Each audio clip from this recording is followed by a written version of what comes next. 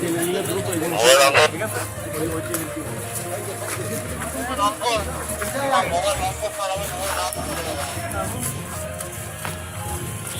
কামরুন, ওই টেবিলগুলো এখানে সাজাও।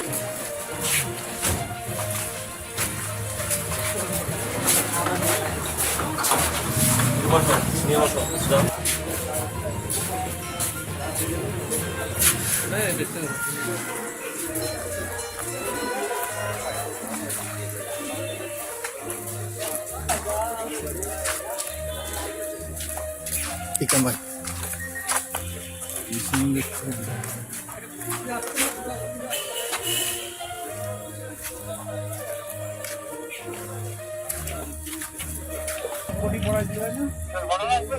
ভাই একটু এবার চলে আসুন। ওয়ারলেসটা হাতে। হ্যাঁ হ্যাঁ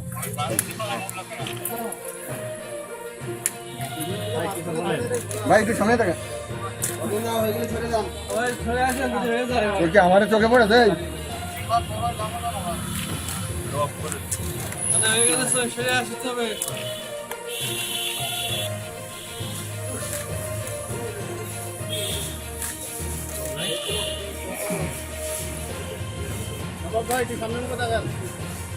একটু চাপা।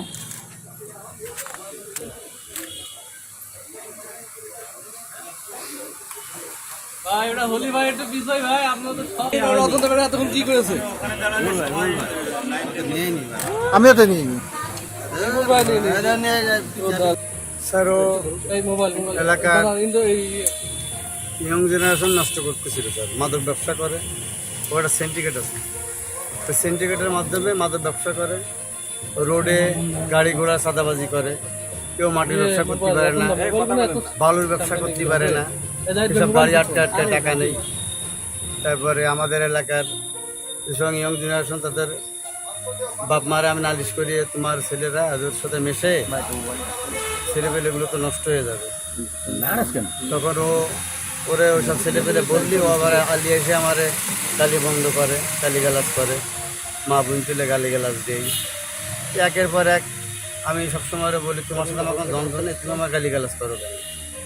তখন বলে এখান কি ছেলে ভালো হয়ে যায়। আমি তোমার ক্ষতি করিনি কোনো, তোর হিসেবে আমরা পরে করতেছি। এভাবে একের পর এক একদিন 5 দিন 6 দিন 10 দিন পর পর এসে আমার বিএফ করে 4-5 মোটরসাইকেল নিয়ে আসে, 4-5 জন সেভাবে গালিগালাজ করে, মা বোন তুলে উল্টো পাল্টা লোকের মধ্যে গালিগালাজ করে। এতে খুব খারাপ লাগে। মারে তো আর সবার কাছে দেওয়া যাবে। কিভাবে মারলা? পরে গুলি করে মেরে ফেলেছে। কিভাবে, কোথা থেকে কিভাবে গেলা? ওই সামনে গ্যারেজ, তো গ্যারেজে ওর গাড়ি আছে, কাজ মাছ করায়, ওই সেই হিসেবে পরিচিত। তো বাসায় যাবে, আমি বললাম কি ভাই আমার একটু লিফট দাও না। সে কিছু জানে না, ওনার আমি বলেছিলাম একটু আগাই দাও, তো ও যাচ্ছিল। আপনাকে সহকারী সে মানে একসাথে থাকতেন? জি, মোটরসাইকেল চালক ছিল, বালি বিক্রি মাটি কিনা টিনা নিয়ে আপনার কোনো দ্বন্দ্ব ছিল কিনা? আমার সাথে কোনো দ্বন্দ্ব নেই। ওইটা ছিল হলো ওই ওই দ্বন্দ্বটা ছিল ইকরামুল, তারপরে আমার ছোট ভাই ছিল সিরাজ, আর টোকন ওদের সাথে ছিল। আমার সাথে এইসবই দ্বন্দ্ব। আচ্ছা এই অস্ত্র কি আপনি ওই সময় সাথে ছিল না একটা গ্যারেজে রেখে দিয়েছিলেন? না না, অস্ত্র আমি নিয়ে গেছিলাম ওরে মারার জন্য। নিয়ে অস্ত্র পেয়েছেন রাখতেন কেন আপনি? অস্ত্র রাখিছিলাম আমি যখন জনপ্রতিনিধি ছিলাম, মেম্বার ছিলাম, তখন আমি খুলনার এক লোকের কাছ থেকে কিনেছিলাম। লাইসেন্স আছে? নাম হলো আলামিন, না আলামিনের কাছ থেকে কিনেছিলাম। ঠিক আছে, নিয়ে যাও। দিচ্ছি। গত 5ই জুন আমাদের এখানে উপজেলা নির্বাচন হয়। সেই নির্বাচনের পরের দিনই 6 তারিখ রাতে, দিবাগত রাতে 12টার পরে 7 তারিখ পড়ে গেছিল 7ই জুন রাত 12টার পর বাহাদুরপুর তেঁতুলতলায় আলী হোসেন নামের এক যুবককে আততায়ীরা গুলি করে হত্যা করে। এটি একটি চাঞ্চল্যকর ঘটনা। আমরা এই সংক্রান্তে একটি হত্যা মামলা রুজু হয়। ঘটনার পারিপার্শ্বিকতায় নামও আসে কে গুলি করে হত্যা করে। সেই প্রধান আসামি নবাব, রবিউল ইসলাম নবাব, সে পলাতক থাকে। আমরা জেলা গোয়েন্দা শাখা এবং তদন্তকারী কর্মকর্তা সহ গতকাল রাতে আমরা সাতক্ষীরার বুধহাটা এলাকায় অভিযান পরিচালনা করি। সেখান থেকে তাকে গ্রেপ্তার করতে সক্ষম হই এবং তাকে নিয়ে ঘটনাস্থল পরিদর্শন করি কেন কিভাবে হত্যা করেছে।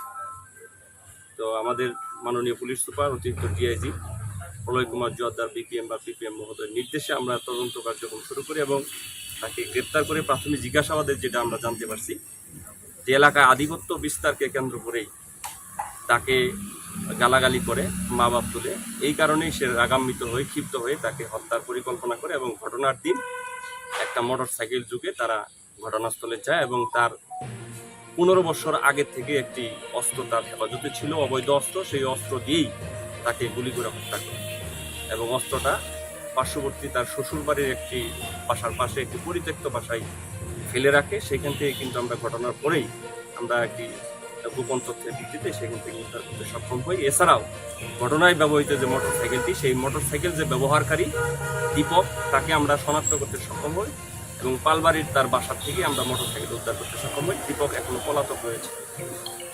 এই পর্যন্ত আমাদের তদন্তে আসছে, তাকে বিজ্ঞ আদালতে সুপর্দ করা হয়।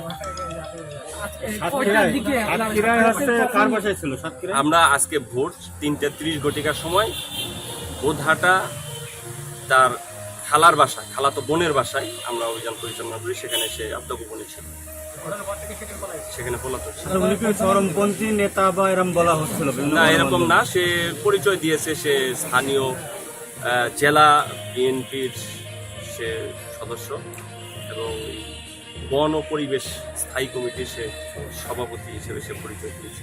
নির্বাচন নিয়ে কোনো দ্বন্দ্ব নাই তাদের মধ্যে।